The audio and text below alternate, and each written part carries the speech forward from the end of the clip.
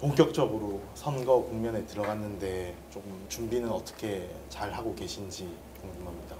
뭐 사실 지난 1년 동안 원내대표를 하면서 지역 주민들하고 이렇게 그 전보다는 스킨십이 부족했던 게 사실이라서 정말 저는 12월 초에 제가 원내대표 자리에서 내려오게 된 것이 너무 다행이라고 생각을 합니다. 그래서 그 이후에 많은 분들 만나면서 다시 또 이 지역 현안 속으로 쑥 들어와 있습니다. 아시다시피 저는 이제 동작에 2014년부터 동작에서 의정 활동을 하면서 동작 주민들하고 늘 소통하는 걸 게을리하지 않았습니다. 제가 특별한 해외 출장이 없는 한 토요일마다 토요 데이트라는 이름으로 민원 상담을 했는데요. 연말로 1000건째가 되었습니다. 그래서 1000건째 민원은 어느 아파트 단지에 어머님들이 오셔서 중학교 배정이 그 이전까지는 가까운 A라는 학교에 배정이 됐었는데 작년부터 B라는 학교를 배정받는다 그 학교 아이들이. 근데 산을 넘어서 버스 노선도 없고 공사를 많이 하는 곳을 지나서 가야 되니 가까운 A 학교로 옮겨달라는 거였습니다. 그래서 그 민원이 잘 해결이 되었는데요. 학급당 학생 수를 비교하니까 이거는 옮겨주는 게 맞겠더라고요. 그러한 거리의 문제뿐만 아니라. 그래서 잘 해결이 됐는데 그런 것처럼 이제 차분히 지역에 와서 지역민들과의 어떤 스킨십, 소통의 보폭을 좀 넓히고 있고요. 또 그동안 제가 미처 못했던 문제나 못했던 약속들을 좀 더 챙기고 또 미래에 대해서 같이 논의하는 그런 많은 소통의 장을 만들고 있습니다. 네. 혹시 기억 딱 나시는 게 당장 있으신가요? 혹시 제일 기억에 남는 거? 뭐 사실은 그 민원 데이트하면 정말 뭐 아주 동네의 작은 민원부터 큰 민원까지 많이 있고요. 또 그러다 보면 부의원들하고 같이 일을 할 때도 많은데요. 정말 우리가 모든 걸 다 할 수 있는 게 아니잖아요. 근데 사실 저는 정치는 현장에 발을 붙여야 된다. 거기서 제일 좋은 공약도 나오고 제일 좋은 정책도 나온다고 생각하는데요. 정책을 끌어내는 민원도 있고요. 뭐 예컨대 굉장히 우리가 산이 많은 지역이라서 이렇게 도로의 경사가 굉장히 높은 데가 있습니다. 그래서 겨울이 되면 늘 미끄럽다고 주민들이 그 골목은 너무 경사가 심하다, 미끄럽다 그래서 저희가 이 옆에 난간 같은 걸 만들어 드리기도 했습니다. 이렇게 이제 미끄러워서 눈이 오면 잘 걸어 내려오거나 걸어 올라가기 힘들었는데 옆에 이제 난간 같은 게 만들어져서 훨씬 좋아졌다. 이렇게 나중에 고맙다고 길에서 만나면 그거 해줘서 고맙다 그러면 어쩔 땐 사실 저는 모를 때가 있어요. 그게 뭐였지 하고 언뜻 생각 안 날 때가 있잖아요. 그래서 그런 것도 있고 뭐 그런 아주 작은 것부터 시작해서 진짜 이 아파트 값이 이렇게 오르는데 30년 이상 재건축에 대해서는 좀 규제를 풀어주는 것이 좋지 않겠냐 이런 어떤 정책 제안. 또 지난번에 제가 의미 있게 들었던 정책 제안 중에 하나는 저희가 이제 길에나 이런 데 소화전이 설치돼 있잖아요. 근데 분리형 소화전과 일체형 소화전이 있답니다. 근데 일체형 소화전은 누구나 연결해서 바로 이걸 쓸 수 있대요. 그러니까 화재가 났을 때 일체형 소화전이 설치돼 있으면 그걸 딱 뽑아서 바로 화재를 진압할 수 있는 거죠, 누구나. 근데 저희가 이렇게 아주 소방도로가 사실상 없는 데나 마찬가지인 골목이 많잖아요. 저녁이면 주차 공간이 부족해서 전부 다 차로 채워지는 이런 곳은 적어도 전부 다 일체형 소화전으로 빨리 바꿔주는 것이 시급하겠더라고요. 그래서 그걸 이제 우리 의용소방대 대원들하고 간담회를 하는데 말씀하셔서 우리가 이제 뭐 요새 가장 이슈가 안전, 안심이잖아요. 그래서 그런 걸 이제 공약으로 내고 앞으로 하겠다. 뭐 이래서 하여간에 이런 뭐 민원 상담 굉장히 의미가 있습니다. 네. 그전에도 물론 항상 힘든 선거였지만 그래도 또 굉장히 잘 극복을 해오셨는데 지금은 어떻게 보시는지? 뭐 이렇게 이제 많은 분들이 동작에서 일은 많이 했지, 일은 잘했지, 동작 일은 잘했어 이렇게 얘기해 주셔서 참 고맙다고 생각하는데요. 그러나 한편으로 지금 국민들의 마음, 주민들의 마음이 굉장히 이렇게 양극단으로 갈라진 것 같은 그런 생각이 듭니다. 그러니까 이제 저를 지지하시는 분들은 무척이나 반가워하시고요. 또 그분들은 지금 나라 걱정을 많이 하십니다. 뭐 나라의 경제, 외교, 안보 이런 거에 대해서 피부로 걱정을 하시는 거죠. 특히 지금 정책이 이렇게 세금을 많이 걷고 결국은 모두 나눠 쓰자고 하는 건데 이것이 결국은 좀 더 너무 지나치게 왼쪽으로 가는 정책 아닌가 하는 그런 걱정들을 많이 하십니다. 그런 반면에 또 한 축에서는 문재인 정권에 대한 지지가 강한 층이 또 여전히 많이 있습니다. 그래서 그쪽은 야당이 협조를 안 했기 때문에 어려워졌다 이렇게 생각하는 그런 층이 또 강하게 있고 심지어 또 이런 얘기도 들었어요. 뭐 우리 동네에서 제일 아파트 값이 비싼 데라든지 이런 데서는 오히려 문재인 정권 돼서 아파트 값도 오르고 얼마나 좋냐 잘하고 있는데 40대인데요. 아파트 값도 오르고 남편은 일찍 들어오고 뭐가 불만이냐 이런 층도 있었습니다. 그래서 제가 보면 사람들의 마음이 근데 굉장히 극단으로 갈렸고 그것을 지금 문재인 정권을 지지하는 쪽에서 굉장히 적극적으로 표시를 한다 그런 걸 많이 느꼈습니다. 영입 인사를 투입한다든지 아니면 뭐 전략 공천 얘기가 계속 나오고 있는 곳인데 혹시 뭐 예상을 어떻게 하고 좀 준비를 하고 계신지 뭐 특별히 뭐 그런 게 없겠지만 아마 뭐 원하는 상대나 뭐 좀 그런 게 있나요? 뭐 저는 그냥 이 선거를 누가 오든지 크게 달라지지 않는다고 생각을 합니다. 결국 저와의 싸움이라고 생각을 하고요. 결국은 제가 6년 동안 동작에서 한 의정 활동, 그 동작을 위한 활동, 또 대한민국을 위한 활동을 어떻게 평가받느냐의 문제이기 때문에 상대가 누구냐에 따라서 전략이 달라지는 건 아닙니다. 그래서 제가 슬로건도 동작에는 나경원이 있습니다로 첫 슬로건을 정했습니다. 그만큼 동작에 제가 있는 것이 저 개인적으로도 행복하고 또 제가 동작에서 태어났습니다. 동작에 제가 개인적으로 있는 것도 행복하고 또 주민들께서도 동작에 제가 있음으로 인해서 많이 의지하실 수 있고 신뢰할 수 있는 그런 사람이다 이런 말씀을 드리고 싶었습니다. 누가 오든 상관은 없다는 건 알겠는데 그러면 누가 오든 자신도 있으신 건가요? 어떻게? 뭐 주민들께서 저는 그동안에 저 나경원을 겪어보시고 또 지켜보시면서 평가해 주실 거라고 생각합니다. 믿어 주실 거라고 생각합니다. 네, 같은 판사 출신 이수진적인 판사나 혹은 뭐 청와대 대변인을 했던 고민정 전 대변인 등등이 거론이 되고 있거든요, 실제로. 그래서 분들 뭐 특별히 인연 있으신가요? 혹시 뭐 평가를 특별히 언급할 필요는 없을 것 같습니다. 네. 별 생각이 네. 없으시죠? 아니 쪽에 다른 또 여기서 또 뛰고 있는 분들도 계시기 때문에 제가 특별히 언급하는 것은 맞지 않는 거 아닌가 그런 생각입니다. 한 명 한 명에 대해서. 네, 예.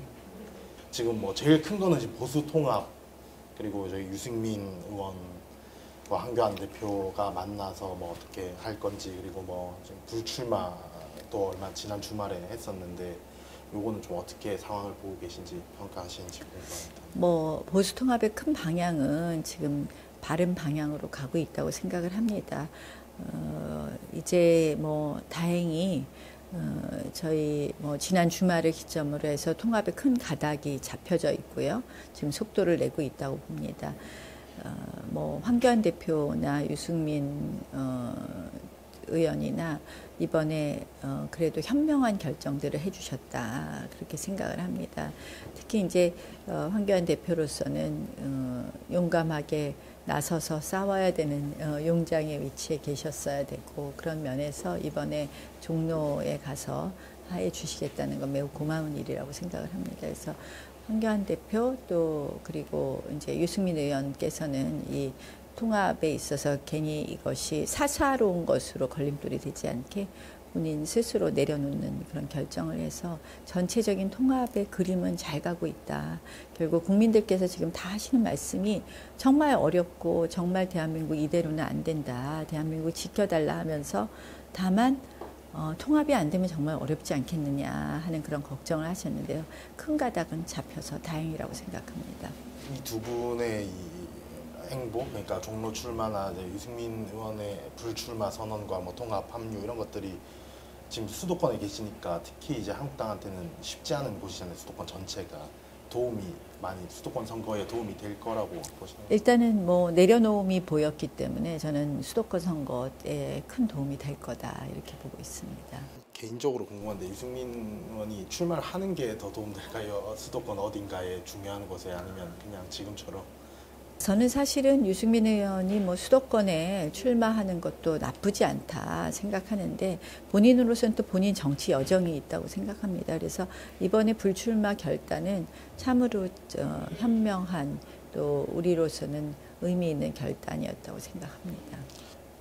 우리 공화당 그다음에 저 김문수 전 지사님도 좀 나와서 다른 당을 차리셨고 그래서 이런 것들은 사실은 한국당보다 더 오히려 좀 우측에 있는 뭐 당이라고 표현들을 하는데 이런 것도 통합 대상으로 삼아야 된다고 보시나요? 어떻게 관계 설정을 어떻게 좀 해야 될까요? 그러니까 뭐 굳이 통합이란 형식이 안 되더라도 큰 측면에서 우리 우파 쪽에 단일 후보를 내는 쪽으로 가야 된다. 그래서 분열돼서는 안 된다고 생각합니다. 수도권 사실은 박빙이거든요. 굉장히 박빙인데 후보가 우리가 2명, 3명이 나오면 그 몇 표 차이로 굉장히 어려워질 수 있습니다. 그래서 그런 의미에서 뭐 통합이라기보다는 결국은 같이 후보를 내야 되지 않겠나 이렇게 생각합니다. 가능은 할까요?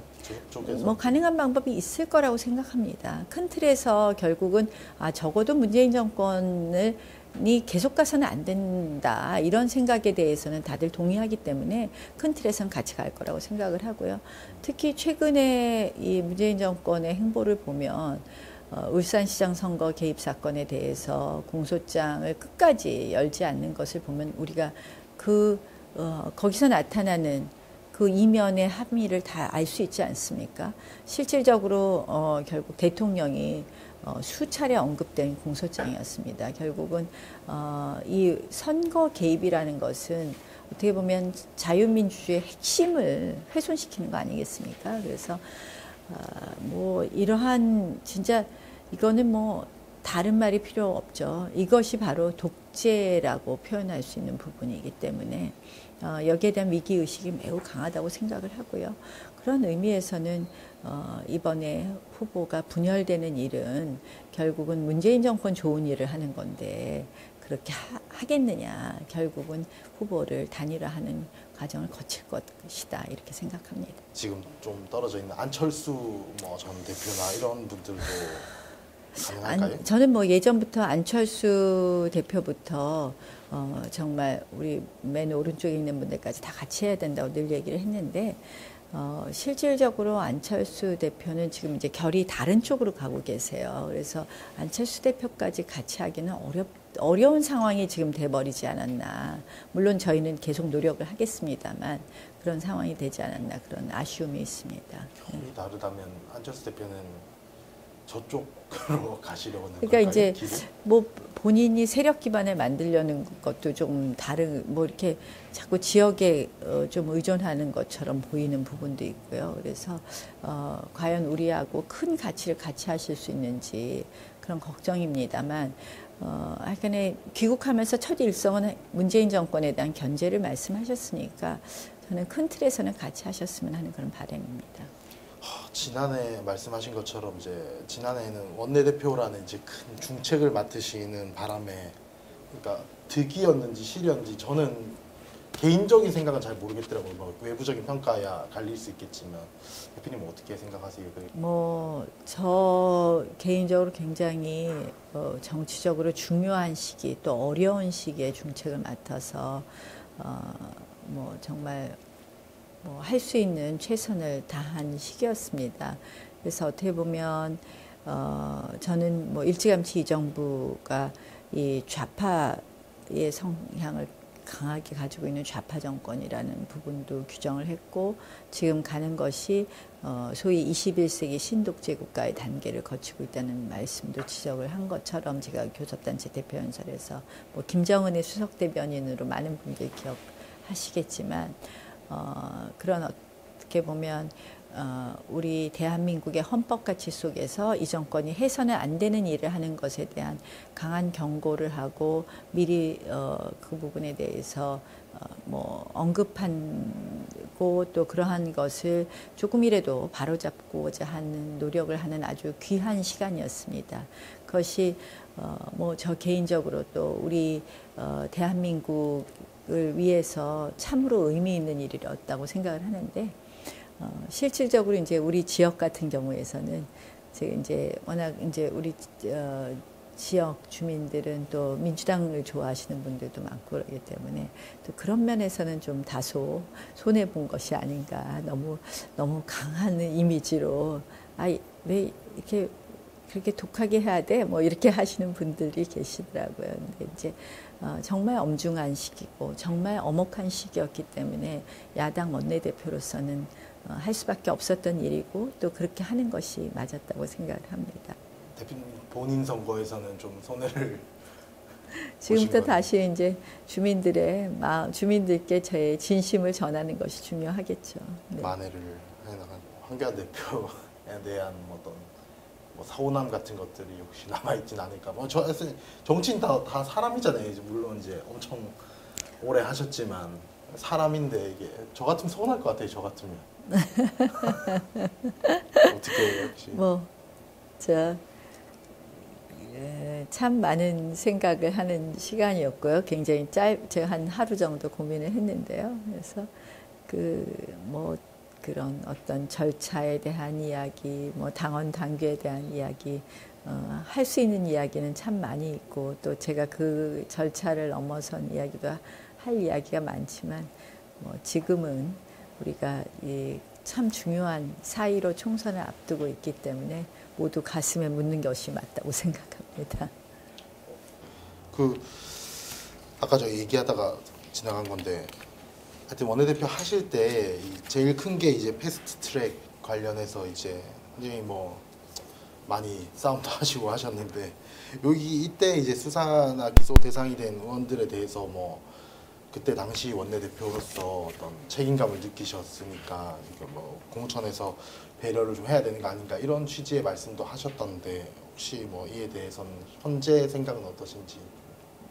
그러니까 그분들한테 일종의 배려를 해주는 거. 그렇죠. 네. 그런 말씀을 하셨더라고요. 예. 저는 당연하다고 생각을 합니다. 그거에 대해서 많은 또 왜 그분들을 배려해 주느냐 당내에서도 심지어 이야기하시는 분들도 있었는데요. 저는 사실은 우리가 생각하는 어떤 지금 말도 안 되는 선거법과 공수처법을 저지하기 위해서 사실은 다 같이 뜻을 모아서 한 일들인데 그것을 대표적으로 나선 사람에 대해서 기소까지 됐는데도 여기에 대해서 배려를 안 한다? 그는 당이 의리가 없는 거죠. 그럼 누가 나서서 정말 당을 위한 일, 그거는 당을 위한 일이 아니라 대한민국을 위한 일이었습니다. 아마 이 선거법과 공수처법이 얼마나 폐해를 가져올지는 이제 국민들께서 하나하나 느끼신다고 생각을 하거든요. 그래서 그런 거를 제가 이제 공천 가산점이라는 표현을 줬는데요. 그렇게 하지 않는다면 그런 것에 대해서 그런 정도의 우리가 배려를 하지 않는다면 앞으로 어느 누구도 당을 위해서 하는 일, 국가를 위해서 하는 일에 나서지 않을 것이다. 그럼 어떤 일이 있을까 하는 걸 한번 상상해 봤으면 하는 생각이고요. 사실은 패스트트랙 문제로 이렇게 참 기소까지 된다는 것이 참 어이없는 현실 아닌가 이런 생각을 합니다. 실질적으로 이제 많은 국민들께서 저희가 참 미디어 환경 때문에 굉장히 어려운 부분이 있었는데 많은 국민들께서 마치 저희가 빠루를 들고 저희가 폭력을 행사한 것으로 오인하시기도 해요. 근데 빠루를 들고 일종의 폭력적으로 이렇게 한 행사를 처음 시작한 거는 저희 쪽이 아니거든요. 그러니까 저희는 사실은 연좌를 했었는데 결국은 이런 논리라면 회의장이 그러니까 이 야당은 회의장에서 반대표 누르는 거 외에는 아무것도 하지 말라는 거거든요.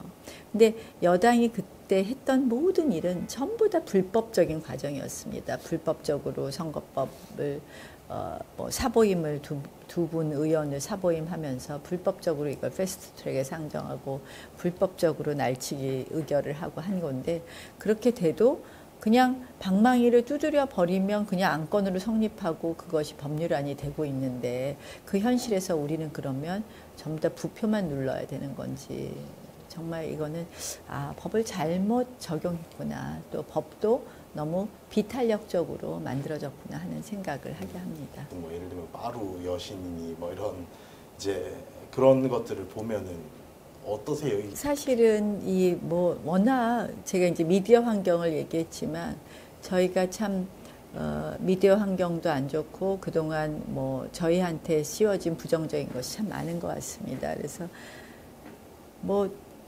어이가 없는 일도 참 많죠. 저희한테 계속 씌우는 것이. 그런데 어쩔 때는 웃어 넘길 게 있지만 어쩔 때는 참 답답한 것도 많았습니다.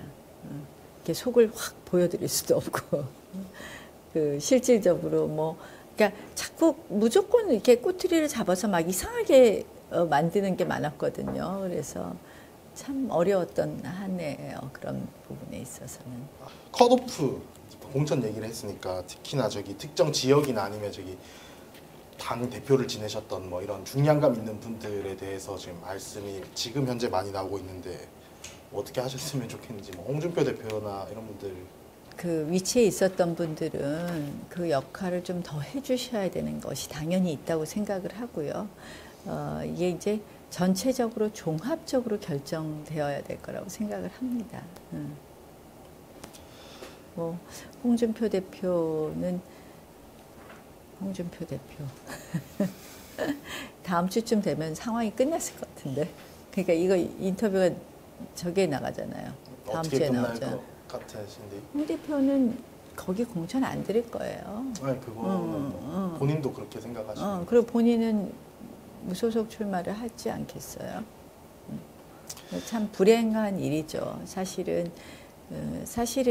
그게 정치인이 순간순간 결단이 굉장히 중요한 것 같은데, 결국 이 결단을 잘못해서 더 어려워지시는 것 아닌가 하는 안타까움입니다. 실질적으로 그동안 당을 위해서 하신 일도 이 있었다면, 그래서 이제 나는 대우를 받아야 된다는 거는 국민들한테 납득이 잘 안 되잖아요. 그러니까 더 큰 결단을 해주시는 게 맞지 않나 이런 생각을 해봅니다. 후배 여성 정치인들 뭐 그런 분들뿐만 아니라 에게 다 해주고 싶은 얘기가 혹시 있으신지. 여성 정치인들이요? 네. 여성 정치인들이 많이 늘어났으면 좋겠어요. 그래서 저는 사실은 늘 그 여성 정치인을 늘리는데 제가 굉장히 이번에 원내대표 하면서 선거법 마지막에 할 때 여성 정치인 지역 공천 30%는 반드시 좀 얻어내고 싶었는데 그걸 못 얻어내고 끝낸 것이 너무 아쉬운데요. 이렇게 여성이 많아지면 자연히 여성 문제는 이렇게 녹아서 해결이 되는데, 여성 문제를 꼭 따로 여성가족부가 있어야 되는 현실이 따로 있어서 챙겨야 되는 현실이 좀 참 안타깝다는 생각을 합니다. 제가 이제 이거 많이 예화를 들기도 했는데, 제가 판사 시절에 이혼 재판을 한 적이 있었는데, 재판 끝나고 나면 저는 끝나고 나면 남자 당사자들이 이상한 사람이 많더라고요. 근데 저 옆에 있는 남자 판사님은 끝나고 나면 이상한 여자 당사자가 많다 그러더라고요. 그만큼 이렇게 생각하는 바가 다르기 때문에, 그 폭이 다르기 때문에 여성이 많아지면 이 젠더 이슈도 자연스럽게 오히려 해결이 되지 않나 이런 생각을 하는데요. 여성 정치인 아직도 정치에서 소수이기 때문에 이유 없이 주목받기도 하고 이유 없이 또 비난받기도 하는 그런 자리에 있는 것 같습니다. 그래서 굉장히 더 어려운 부분도 있고, 또 그렇기 때문에 또 어떻게 보면 또 쉬운 부분도 있습니다. 그래서 본인들이 이 쉬운 부분은 쉽게 주목받는다는 거. 어려운 부분은 그 이후에 본인의 정치적 역량이 이 성장된 것임에도 불구하고 쉽게 주목받았기 때문에 공짜로 된 것처럼 여겨지는 것. 이것이 어려운 부분입니다. 그래서 그런 거를 다 극복하고 정말 훌륭한 정치인이 되기 위해서는 숫자가 많아지는 것이 최고다. 저는 그런 생각을 해봅니다. 그래서 그랬으면 하는 생각이고요. 저도 그런 면에서는 사실은 이제 굉장히 힘든 지역에서 계속해서 당선되어 왔고 또 정말 치열하게 노력했는데도 불구하고 그런 부분은 어디론가 잊혀지고 늘 뭐 저희 당연히 된 것처럼 그렇게 생각하셔서 참 어쩔 때는 참 쓰라립니다. 자녀와 관련한 이제 자녀분들과 관련한 논란이 계속 있어 왔잖아요. 논란이라고 제가 표현을 했습니까? 계속 그거에 대해서 얘기를 하는 사람도 있으니까 이걸 뭐 대응을 이제 강경하게 하시고 계신 걸로 아는데 뭐 대응에 대해서 말씀을 많이 해주셨으니까 이게 그냥 이에 대해서 좀 뭐 법적으로 대응할 건 대응하고 그동안 충분히 해명했습니다. 근데 해명하면 그거 갖고선 또 그다음 꼬리를 잡아서 그다음 얘기를 또 합니다. 그래서 우리가 선거를 하는 게 아니라 이거 하다가 시간을 다 보낼 것 같아요. 근데 믿으실 분은 믿으시고 안 믿으실 분은 안 믿으실 거라고 생각을 하고요. 저는 정말 이렇게 저를 끌어내리려는 저들은 왜 그럴까를 다시 한번 생각해 봅니다. 저는 저들은 나경원이 무서운 거라고 생각합니다. 제가 원내대표를 할 때 문재인 정권의 속내를 누구보다도 잘 지적했다고 생각을 하고요. 일찌감치 제가 좌파 정권이라고 규정하고 신독재 국가로 간다는 것을 일찌감치 규정했습니다. 결국 그들이 볼 때 나경원은 그들의 속내를 너무나 잘 읽는 사람이고 또한 그들이 볼 때 대중적 인지도나 이런 것으로 인해서 앞으로 그들의 이렇게 뭐 적이라고 생각을 하는 부분이 있다고 생각합니다. 그래서 뭐 정말 무차별하게 뭐 정말 아주 집요하게 저를 공격하고 있는데요. 저는 이번 선거에서 제 자신과의 싸움이라고 말한 것은 다른 게 아니라 그것을 이겨내서 주민들에게 제 진심을 알리고 주민들에게 제 진정성을 평가받는 거라고 생각합니다. 가까운 목표와 그리고 궁극적인 대표님의 꿈이 뭔지 궁금합니다. 가까운 목표는 총선에서 당선되는 겁니다. 이번 총선은 뭐 우리로서 굉장히 중요한 대한민국과 뭐 저에게도 중요하지만 대한민국에도 중요한 선거라서 열심히 해서 당선되는 게 목적이고요. 큰 목표는 아직은 뭐 구체적으로 정하지 않았습니다. 다만 시대나 국가가 요구할 때 적절한 역할을 할 수 있는 그런 준비를 하자 그런 생각을 했고 사실 지금 굉장히 대한민국이 미래로 가야 되는 시기인데 지금 이상한 방향으로 거꾸로 가고 있어서 걱정이 많이 됩니다. 그 미래를 좀 차분히 준비하겠습니다. 뭐 사실 뭐 흔히 말하는 미래 성장 동력이 없다는 거죠. 지금 대한민국의 미래. 그래서 미래 준비를 좀 하다 보면 내가 구체적으로 제가 해야 될 일이 나올 거라고 생각합니다. 언제까지 뭐 해야겠다 혹은 뭐 언제까지 어느 정도까지 내가 바꿔내지 못하면 뭐 이런 생각도 하세요 개인적으로? 정치를 지금 한 10 이제 6년 7년 요새는 사실은 이렇게 현장을 다녀보면 정치 혐오가 굉장히 많은 것 같아요. 그리고 근데 이제 내가 보면 정치, 특히 의회의 중요성이 굉장히 커지고 있는데 정말 좋은 사람들이 많이 들어와서 정치를 했으면 좋겠다는 생각이에요.